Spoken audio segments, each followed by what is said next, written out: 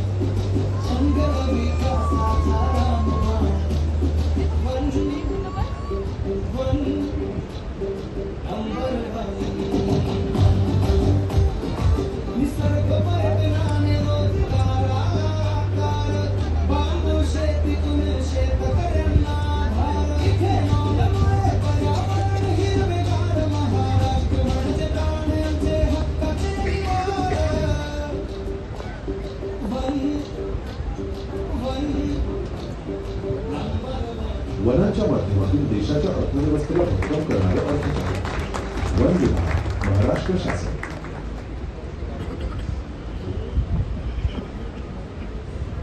One विभागानंतर आता येत आहे ऊर्जा विभाग, एनर्जी डिपार्टमेंट. अन्नदाता to ऊर्जादाता. Prime Minister Narendra Modi's vision to provide sustainable and free electricity to farmers, the Annadata to Urjadata. To bolster this vision, Mahavitran has launched highly effective solar energy scheme across Maharashtra, providing toward a greener future.